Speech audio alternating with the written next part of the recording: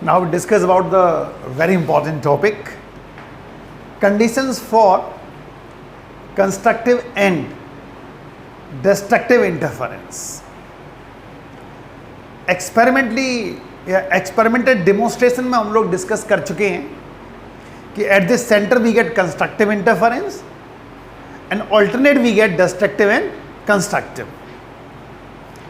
In YDSE, in Young's double slit experiment.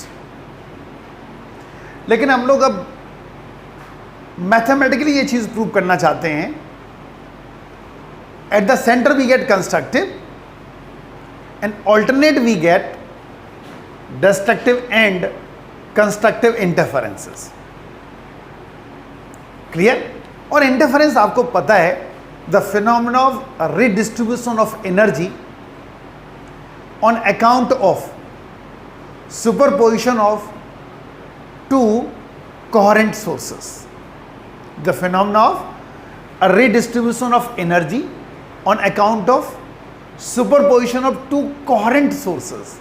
और coherent sources ये आपको पता है, the sources are said to be coherent if they emit the light of same wavelength, same frequency, having zero और constant phase difference, जो must है. तो here we consider two waves Y1 A sin omega t and the second one Y2 B sin omega t plus phi, where phi is the phase difference. या तो ये zero होगा या फिर throughout the process it will be constant, क्योंकि हम लोग दो कोहेरेंट सोर्सेज लेके चल रहे हैं. Applying the principle of superposition. So y equals to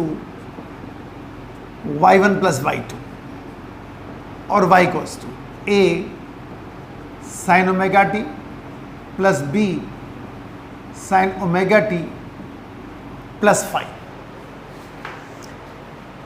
और y equals to a sin omega t plus b sin omega t cos phi plus b cos omega t sin phi, और y goes to sin omega t common ले लो, a plus b cos phi plus b sin phi cos omega t. These two amounts are constant quantities, क्योंकि phi constant रहेगा. ए और be constant, ये amplitude से हैं, ये amount और ये अमाउंट कांस्टेंट हो गई. और इन कांस्टेंट्स को इजी कांस्टेंट में कन्वर्ट कर दो. Means take A plus B cos phi goes to A cos theta and B sine phi goes to A sine theta. और हिसाब से चेंज करना है कि रिजल्टेंट वेव का हार्मोनिक नेचर चेंज नहीं होना चाहिए, it should be harmonic. Check कर लो. y goes to sine omega T, यहां आ जाएगा a cos फाई प्लस अब b साइन फाई जगह क्या आ जाएगा, a sine theta cos omega T, और यह बन जाएगा a sin omega T plus phi. तो रिजल्टेंट वेव भी हार्मोनिक वेव मिली. ओके, और अब इन पे आ जाइए, स्क्वायरिंग एंड एडिंग कर दो. इन दो इक्वेशंस को स्क्वायरिंग एंड एडिंग.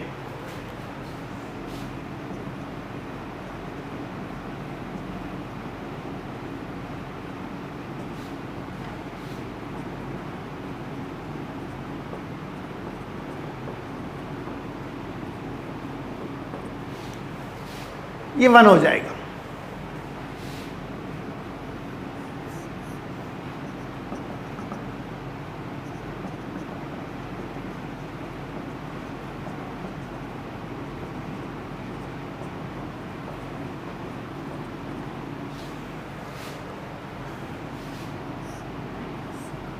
इन दोनों को पास पास लिखेंगे तो बी स्क्वायर आएगा।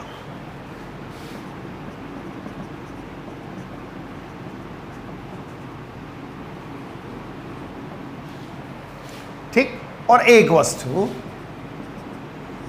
Under root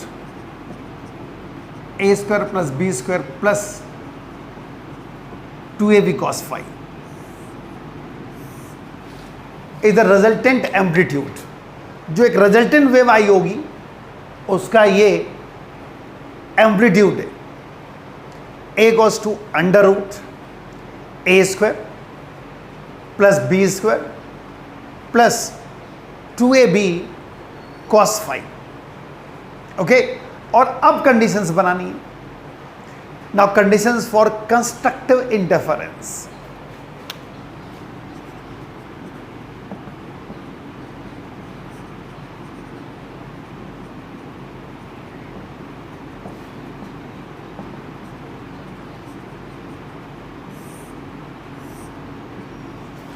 conditions for constructive interference.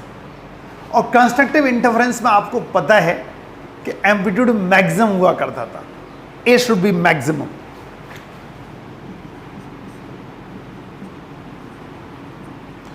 A maximum होना चाहिए। और ए मैक्सिमम कब होगा? जब फाई 0 हो जाए।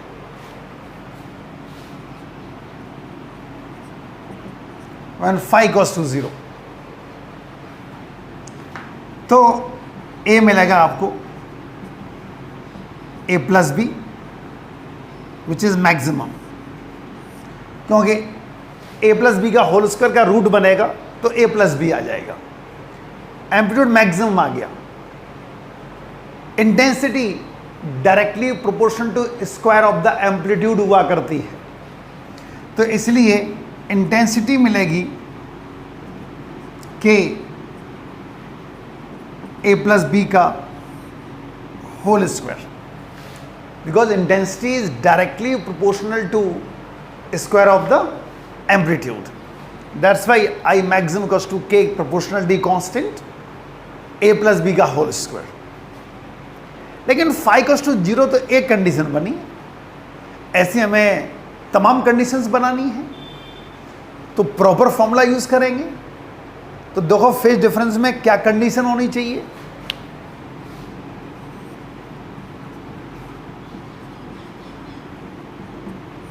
Phase difference, as we know that even multiple of pi in cos always maximum, even multiple of pi. It means the phase difference phi should be 2n pi, where n goes to 0, 1, 2, 3 and so on. cos में even multiple of pi हमेशा maxima देगा। अब दो n goes to 0 put कर दो, cos 0 1, n goes to 1 put कर दो 2 pi maximum मिलेगा, n गोस टू 2 पुट कर दो 4 पाई मैक्सिमम मिलेगा। ये कंडीशन हो गई पार्ट डिफरेंस फेज डिफरेंस की 2n पाई। अब कंस्ट्रक्टिव इंटरफेरेंस में ही कंडीशन लेके चल रहे हैं पाथ डिफरेंस की।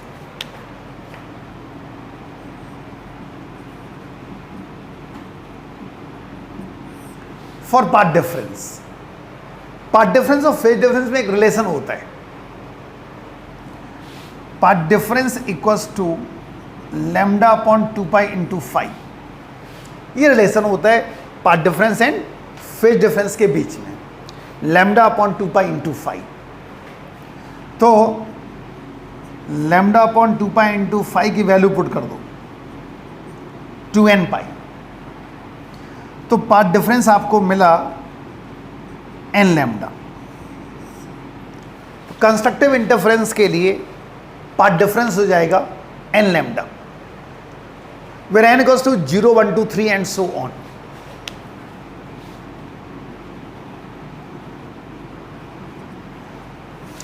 क्लियर? तो कंस्ट्रक्टिव इंटरफेरेंस के लिए फेज डिफरेंस आ गया 2n pi and path difference आ गया n लैम्डा। ठीक, और अब लेके चलना है हम लोग कंडीशंस फॉर डिस्ट्रक्टिव इंटरफेरेंस। उसके लिए देखो,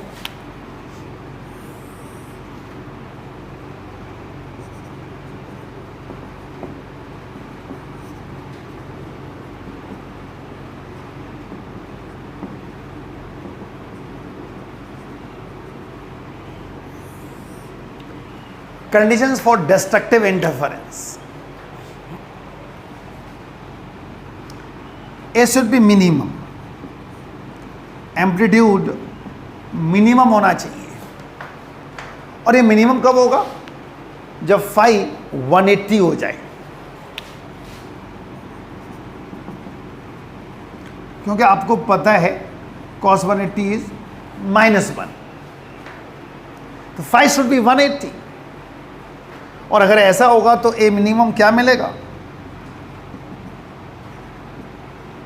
ए माइनस बी। ये ए माइनस बी का होल स्क्वायर का रूट बनेगा, तो ए माइनस बी मिलेगा। नाउ इंटेंसिटी आपको पता ही है, अगर एम्पलीट्यूड मिनिमम है तो इंटेंसिटी भी मिनिमम मिलेगी। जैसे वहाँ इंटेंसिटी मैक्सिमम आई थी, यहाँ इंटेंसिटी मिनिमम मिलेगी, के ए माइनस बी का होल स्क्वायर। और अब कंडीशंस लेके चल रहे हैं फेज डिफरेंस के लिए।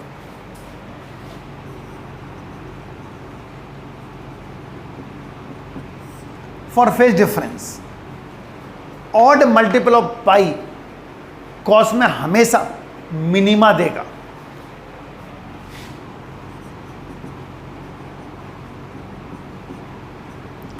टू एन माइनस वन या 2n + 1 पाई हमेशा ऑड रहेगा और ऑड में हमेशा मिनिमा मिलेगा। Where n equals to 0, 1, 2, 3 and so on. तो ये कंडीशन हो गई फेज डिफरेंस की। 2n - 1 पाई या 2n + 1 pi, odd multiple of pi हमेशा मिनिमा मिलेगा। नाउ पाथ डिफरेंस,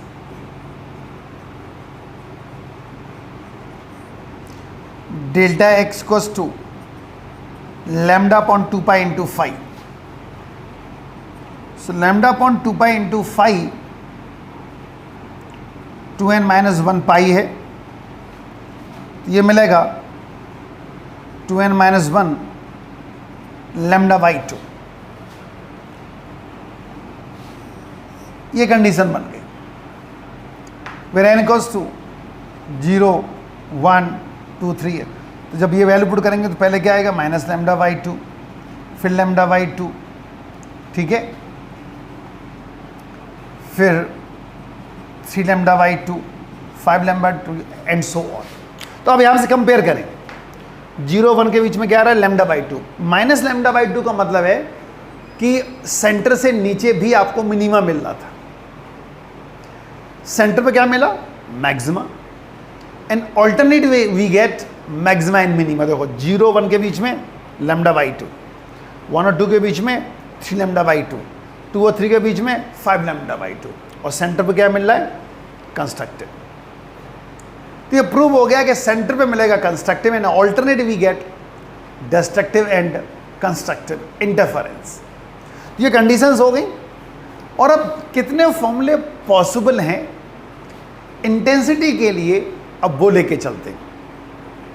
इंटेंसिटी के लिए कितने फॉर्मूले बन सकते हैं, अब उस पर आते हैं, क्योंकि कई बार न्यूमेरिकल्स इंटेंसिटी के ऊपर भी पूछे गए हैं। देखो उसको,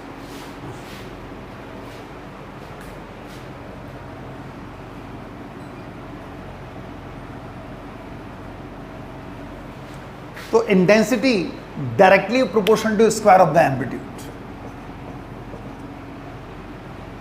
तो यहां से एक इंटेंसिटी का फॉर्मूला बन जाएगा I equals to K A² + B² + 2AB cos phi।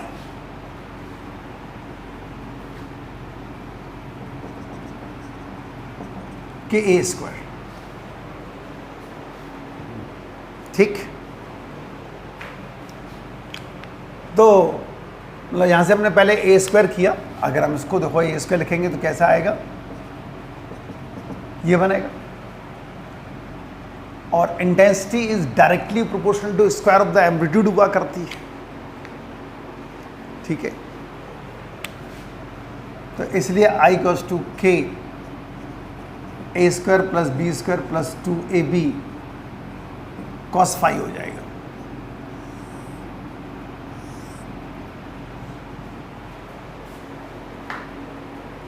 ठीक है, तो एक फॉर्मूला दिया हो गया। अब इसको भी चेंज करते हैं,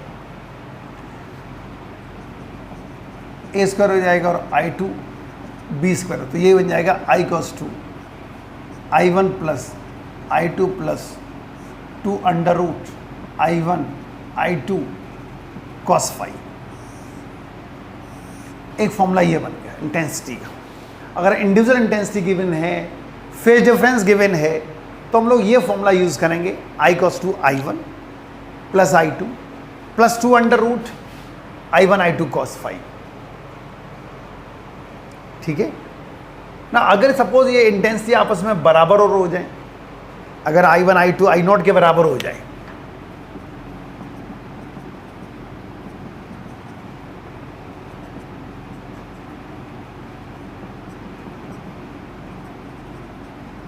तो ये बन जाएगा। इसको ऐसे भी लिख सकते हैं,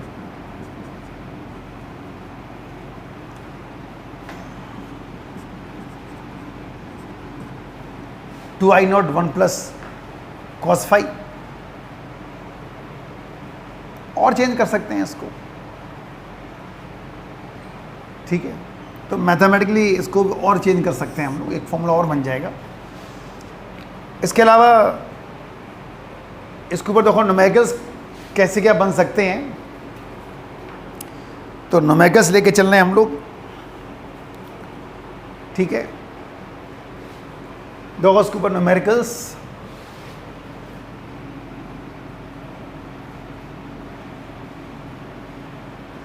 चलो और देख लेते दो फॉर्मूले। अगर हम आई मैक्स और आई मिनी निकाल चुके हैं, इनको डिवाइड करते तो क्या बनेगा,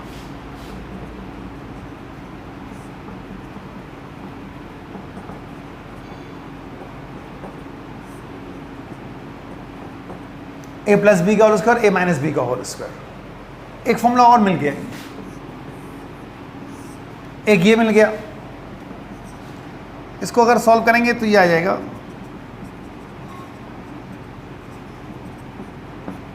ट्रिग्नोमेट्री लगा दी, दूसरा फॉर्मूला ये आ गया, तीसरा ये आ गया, चौथा भी जान लो।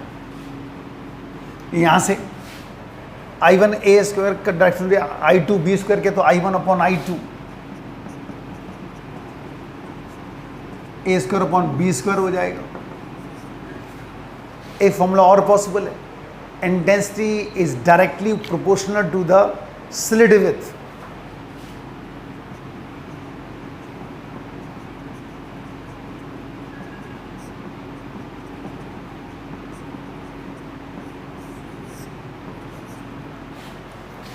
स्लिट विड्थ, स्लिट की जो विड्थ होगी उस पर भी डिपेंड करेगा। तो I1 upon I2 equals to W1 upon W2। तो इतने तो इंटेंसिटी के फॉर्मूले पॉसिबल हैं। चलो पहले इंटेंसिटी के ऊपर ही एक दो न्यूमेरिकल लेके चलते हैं, क्योंकि लास्ट में अभी हमने इंटेंसिटी के 4-5 फॉर्मूले आपको डिस्कस किए, तो इन्हीं के ऊपर 2-4 न्यूमेरिकल देखो पहले।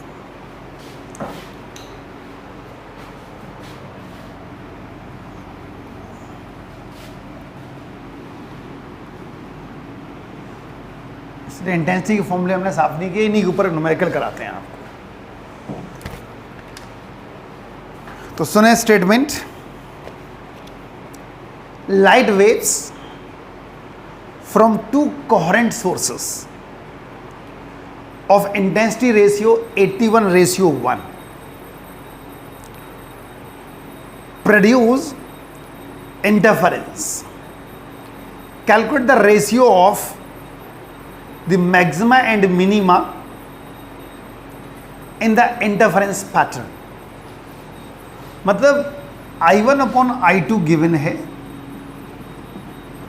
और ये दिया हुआ है 81:1 and they want I maximum upon I minimum. ठीक है, तो आपको पता है कि ये ए स्क्वायर अपॉन बी स्क्वायर होता है, यहां से ए अपॉन बी हमें क्या मिलेगा 9/1। ओके, अब जरा आइए I maximum upon I minimum पर।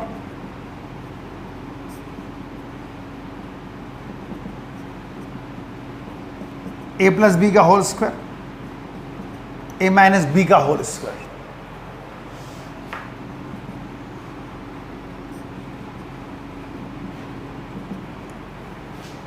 इक्वल्स टू 9b हो जाएगा, इक्वल्स टू 9b।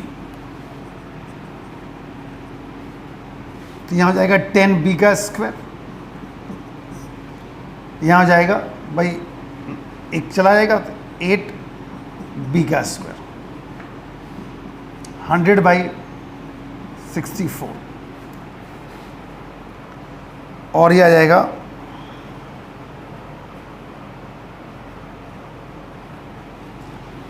25/16। ये पहला न्यूमेरिकल हो गया, यानी आपने ये फॉर्मूला यूज कर लिया और ये थर्ड और फोर्थ फॉर्मूला हमने यूज कर लिया इस न्यूमेरिकल में। चलो अब एक और लेके चल रहे हैं जिसमें कोई दूसरा फॉर्मूला यूज करेंगे, देखें उसको। इन YDSE using monochromatic light of wavelength lambda, the intensity of light at a point on the such where path difference is lambda is k unit. Find the intensity of the light at a point where the path difference is lambda/3. ये board में 2 बार आ दिया question. In YDSE using monochromatic light of wavelength lambda, the intensity of light at a point on the screen where the path difference is lambda is k units. Find the intensity of light at a point where the path difference is lambda/2. Okay,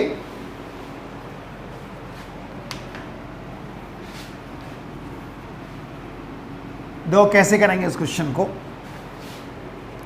इसमें दिया हुआ है जब wavelength lambda है, ठीक है, if the intensity of light at a point on the screen, नहीं, wavelength lambda, the intensity of light at a point on the screen where the path difference lambda is k units.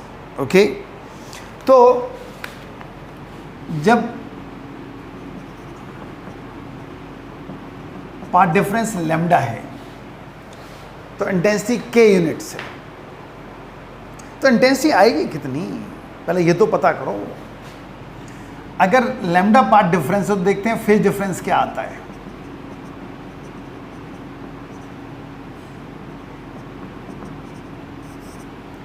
तो phase difference आ जाएगा 2π, ठीक।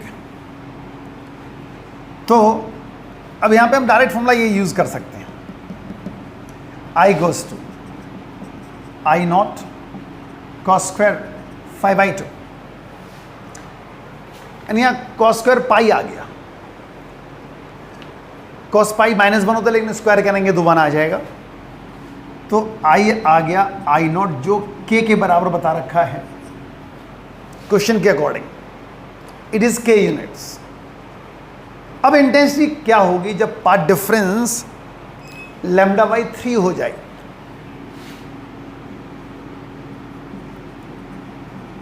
If path difference is λ/3, तो phase difference निकालते हैं।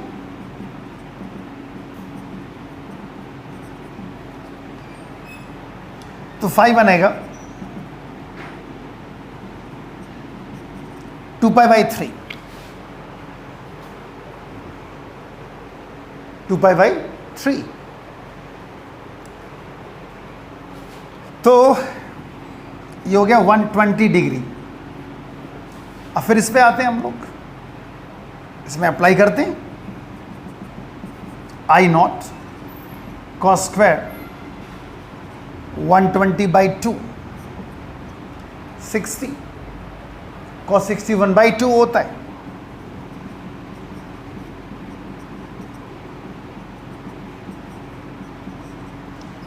आई not by 4 हो गया, it's I not by 4, और आई not किसके बराबर है, के। तो जो न्यू इंटेंसिटी आएगी ये हो जाएगी k/4। ठीक, तो इस तरह न्यूमेरिकल्स बोर्ड में आए हुए हैं। और देखते हैं,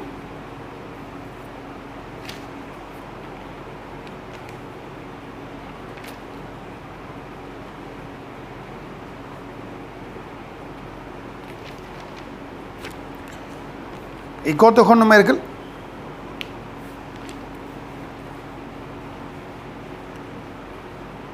स्टेटमेंट सुने। Among two interfering sources, let A be ahead in phase by 54 degree relative to B. If the observations be taken from point P such that PB minus PA equals to 1.5 lambda, deduce the phase difference between the two waves from A and B reaching P. Okay, listen again the statement.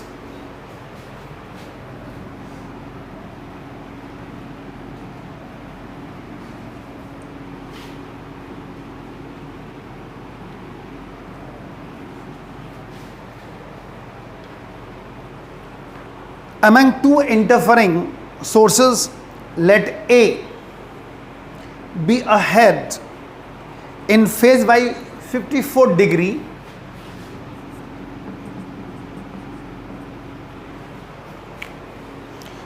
relative to B.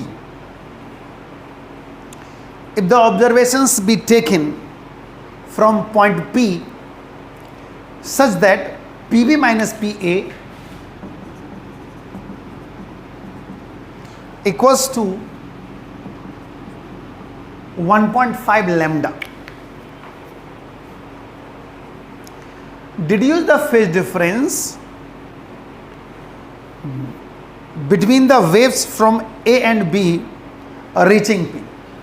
They want the total phase difference, means phi equals to phi 1 plus phi 2, ये निकालना है। चलो पहले phi 2 calculate करते हैं।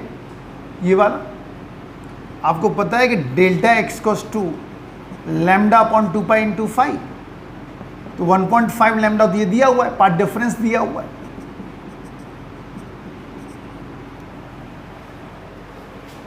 ठीक, तो यहां से अगर हम देखें तो phi 2 3 पाई आ गया। phi 1 को भी इसी में कन्वर्ट कर लो, डिग्री को रेडियन में कन्वर्ट कर लेते हैं। ठीक,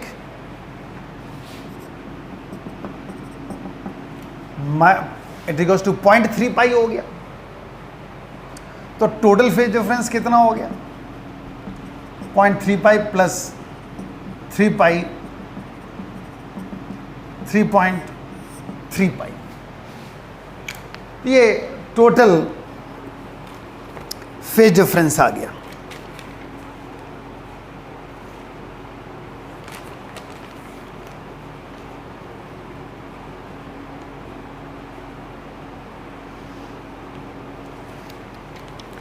एक और देखो न्यूमेरिकल, इंटेंसिटी के ऊपर ही लेके चलना है हम लोग। The ratio of intensity of minima to maximum in YDSE 9:25. Find the ratio of the width of the two slits. तो the ratio of intensity of minima to maxima, I minimum upon I maximum is given 9/25. Find the ratio of the width of the two slits.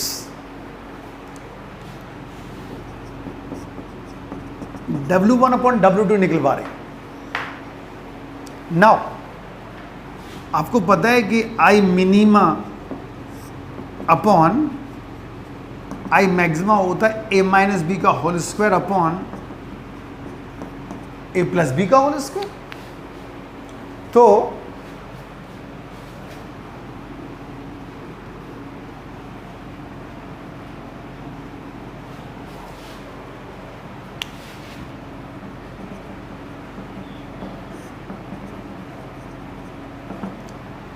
अब ये मिलेगा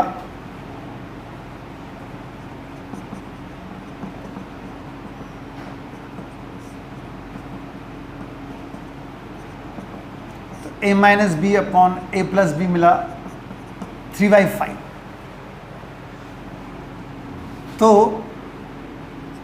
5a minus 5b equals to 3a plus 3b और 2a equals to 8b और a equals to 4b. और आपको पता है कि W1 upon W2 a square upon b square, a square upon b square.